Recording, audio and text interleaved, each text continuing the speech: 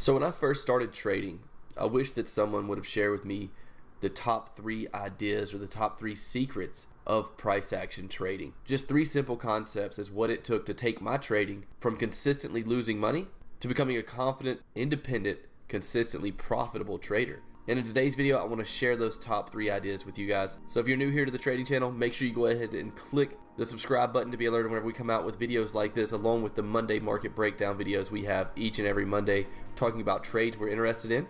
Also, click that like button for me to help support the channel if you don't mind. I'm going to let the intro and disclaimer roll, and I'll be right back to share with you guys the top 3 secrets that I wish someone would have told me at the beginning of my trading career. I'll see you guys on the other side.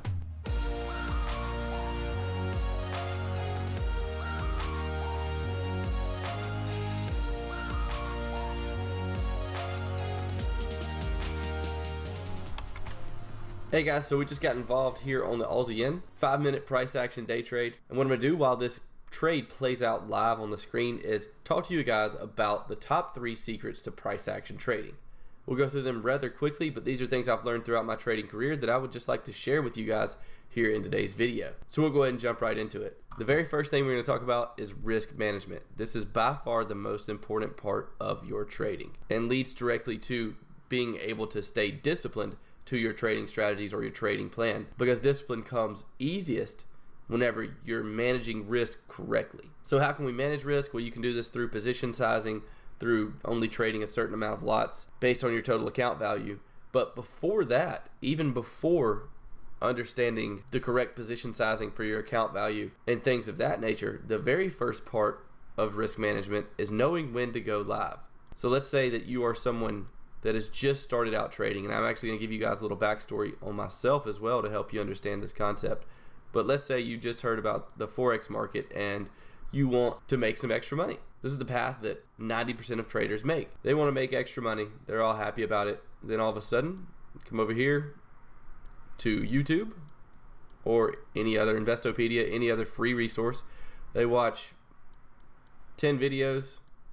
So they're 10 videos deep on YouTube, and they think they can really make a substantial income off of Forex trading based on what they've seen on YouTube videos. So where do they go next? Next, they open up their live account. They put money in the market. They are ready to go. They're ready to place actual trades. Now from here, it starts getting very scary and kind of sad at this point. From putting their live money in the market, they realize very quickly that it's not so easy. From here, it can branch off. They can lose minus 20% of their account before they realize this, and it's really dependent on the person. They can lose 50% of their account value, and some people will even lose 100% of their account value because of these 3 steps that new traders often take. So what does this have to do with risk management? Well, correctly implementing risk management means knowing when to go from here to trading in a live market. If you don't know when to go from the happy trader that watches 10 YouTube videos at the very beginning of his trading career to when do I get into a live market, then this could turn out to be you. And I don't want to see anyone lose their entire account value, 50% of their account, or even 20% of their account. I'd much rather share with you guys my experience and the things I did to avoid this situation. So before starting to trade with a live account is where risk management comes into play. And just to give you guys a little backstory on why I know this process so well that we're talking about here, the reason is because this was me in the stock market about 7 years ago. So when I was 19, after working numerous jobs through high school and once I graduated, I decided that I wanted to find a way to try to make some extra money. And the internet seemed to be my only resource, considering that all I had was a high school diploma. I never went to college. So having that, I started searching for ways to make extra money on the internet. What do you think the first thing I came across was? Stock market. Very first search result back then for how to make extra money online was stock market. So who do you think I turned into? This cat up here. I turned into the guy that was super happy and had just found a way to make extra money online. I watched, no joke, probably 10 to 15 YouTube videos about the stock market, and I thought I was an expert. I already had strategies planned out. I was already doing the math that if I was to put a certain amount of money into a stock and it rose a certain percentage, how much would I make on that stock? This is the kind of math we all do when we first start trading. So after doing that math and watching those 15 videos on YouTube, I decided that it was a no-brainer, right? It's time to open a live account. It's time to start really doing this. So I took my life savings and I put it into a Scottrade account. This was one of the worst decisions financially that I've ever made. And you have to understand, growing up and before this point, I never had an income of above $30,000 a year. I was well below average when it came to income. So it took me a vast amount of time to actually save up the amount of money I had saved. For now, let's just call it $10,000. So let's say I had $10,000 saved up and I put every bit of it into the live stock market. As I said, took an extreme amount of budgeting in order to get to that point because of the fact that I had bills, I was living on my own, and I never had a job making even average income. So needless to say, it was a lot of hard work, budgeting, and actually suffering to save up that kind of money. And when I say suffering, I mean I wasn't going out and doing things like everyone else my age was doing because I was really focused on trying to budget and save money. So I jumped in the market. For example purposes, let's say I had $10,000 when I jumped in. And as soon as I jumped in with real money, you know, the strategies I learned here on the YouTube videos and the free stuff that I was listening to and watching, it's like all of it disappeared. As soon as I put live money into a Scottrade account, I just wanted to be involved in something. So I ended up placing a few trades, and the first day, I think I lost $400 after day one. So this is one day, was negative $400. That's a 4% loss on the account value in a day. Now, I'd read articles and watched YouTube videos that said that losing a little bit of money every now and then was okay in the stock market. So I didn't freak out too much about this. But to keep an extremely long story a little shorter, the short version of this story is around 2 months later, I had lost 60% of my total account value of my life savings that took forever, in my opinion, to save up. It took my entire life to save up this kind of money. And I lost 60% of it in 60 days. And this was an awful feeling. But I'm glad it happened because it actually gave me the opportunity to understand risk management extremely early in my trading career. After this happened to me, I figured out that I obviously was doing something wrong, and it couldn't just be the fact that I was trading the wrong strategies. It had to be something else. And what it ended up being is risk management. I was incapable of staying disciplined to a strategy because every time I put money in the market, I was using too much. I was risking too much. Not to mention the fact that I had no type of trading plan. So there was a lot of things that went wrong. And the way this ties back into risk management over here, is the fact that I was nowhere near ready to trade with live money in a live market. And because of that, I lost 60% of my total account value. Now, whether that sounds familiar to you or not, you may be coming to this video as someone who's lost money in the Forex market before, or someone who's brand new. If you're brand new, learn from my mistakes. So how do we fix this? Well, my way of fixing this was understanding the steps that it took to get from the happy guy that just learned about trading, that just watched 10 to 15 YouTube videos, to live markets. There's a lot of stuff in between there that needs to happen. So let's discuss a little bit about that. So we had to redraw this to get a little more room in here, but here's the happy guy that just learned about trading. He's watched 10 YouTube videos. Let's say this is me, and I've already went through the process of losing money. So I've already lost money. I've already seen my 10 to 15 YouTube videos, and I actually ended up taking a course that taught a little bit about discipline and risk management. So after that, I understood what I was doing wrong. Well, the way I fixed what I was doing wrong is I took a step back, and at this time I was still trading in the stock market, and I learned how to test strategies in historical data. That was my first step according to this course that I took. It was going through the market, testing historical data for patterns that happened over and over. And after that, coming up with a winning percentage, how many times did you lose versus how many times did you win? And from that, then you can come up with your risk management plan. This was a milestone in my own personal trading. Once I realized this part of it, once I realized that it came down to a numbers game of finding a strategy that won more than it lost per trade, or won more times than it lost in general, I was able to separate logic and emotion and actually began to get better as a trader. So testing was the first step. Once I had a strategy and the testing results in a spreadsheet, then I was able to actually create a risk management plan. We're going to abbreviate here, but I was able to create a risk management plan based on the testing results. So I would look at the results of my testing and say the most losers I've had in a row are 6 or 7. With that being the case, or the biggest drawdown I had in a row, whatever you want to call it. With that being the case, how much can I risk per trade, percentage-wise, based on my total account value, in order to only lose what I'm comfortable losing? At the time, I was only comfortable losing 10% of my total account value in a drawdown. So if I lost 7 trades in a row and I only wanted to lose 10% of that total account value, it came down to simple math. And of course, Past trading results are not always indicative of the future. There was a possibility that the same strategy could have lost 8 or 9 in a row, but this is what I had to go on. Now I had a system in place and probabilities in place to help me create this risk management plan. So after creating the risk management plan, it still was not time to go into a live account. Now I wanted to make sure that the strategies I had tested, now I want to be able to actually make sure that I can implement those strategies in the market and I can trade those strategies. How do we do that?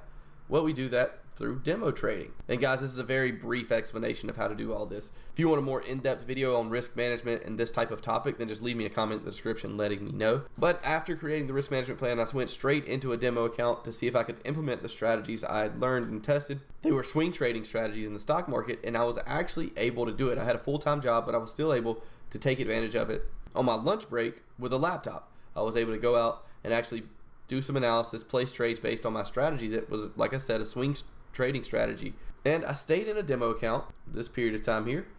I stayed in a demo account for about 5 months after that. So I really, after losing 60% of my life savings, I really wanted to prove to myself that I was capable of making a profit in a financial market before I actually went live. So doing this demo account for 5 months really helped me to gain confidence in my own personal trading, which is essential for discipline, which is another huge part of trading, just as big as risk management, which the two go together in a way, but discipline and risk management are going to be the two biggest parts of your trading. And another thing I would stress is when it comes to risk management, the way I like to look at it is I'm not going to trust myself with money unless I'm a person I would trust with my money. So what would you be looking for if you were looking for a financial advisor to take control of your funds, to take control of your life savings and tell you what to do with it? What would you need from him? Past trading results? Would you want to see that he's been able to be profitable before? What would you need? And until you're the person that you would trust with your money,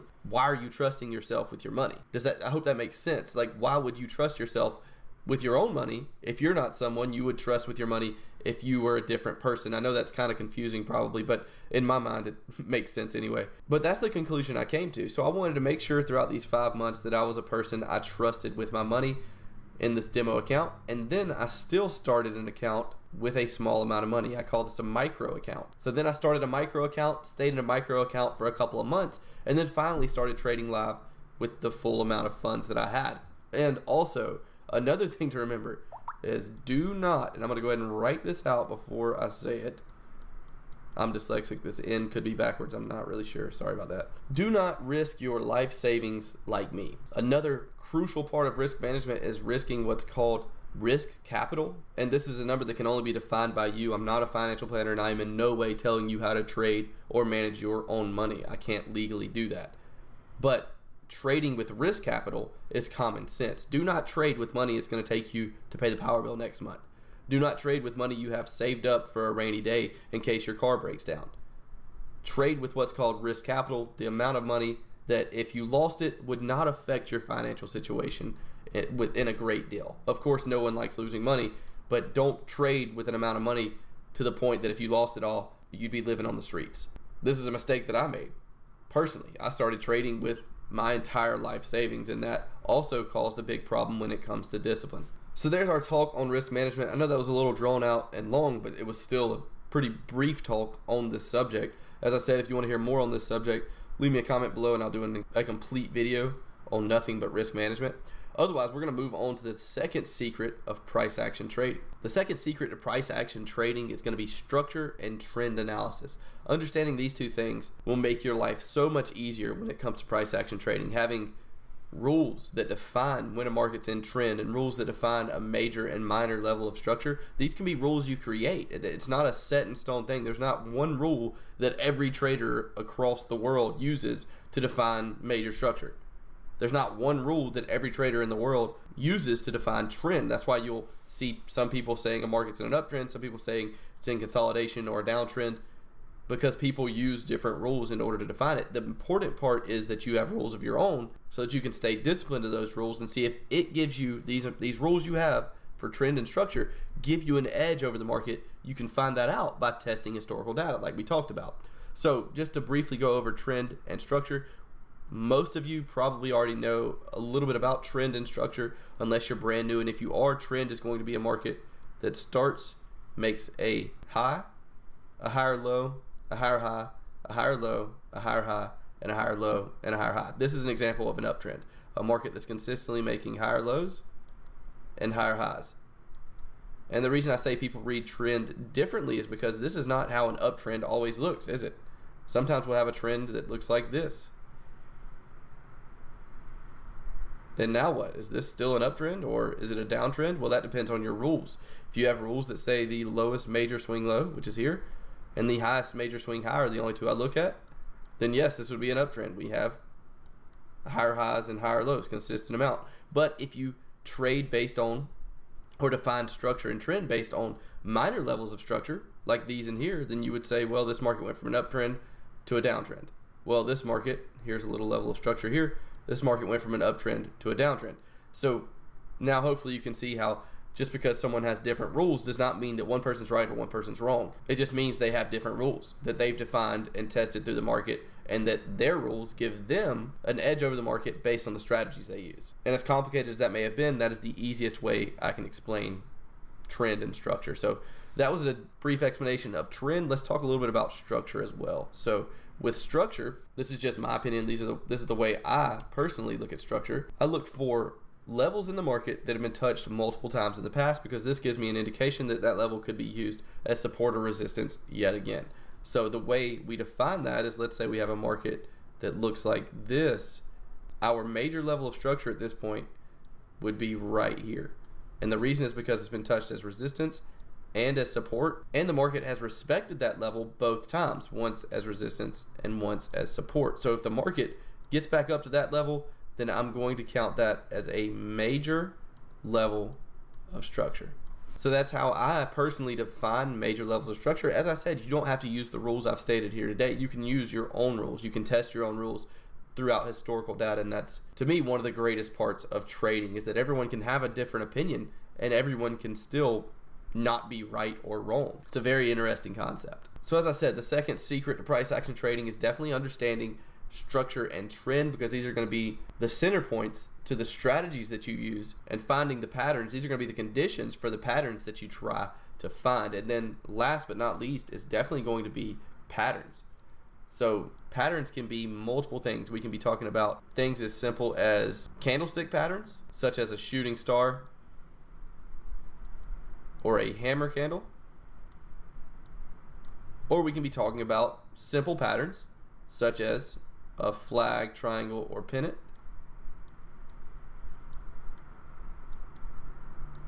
And we can even be talking about advanced patterns such as the bat, Gartley, butterfly, or cipher.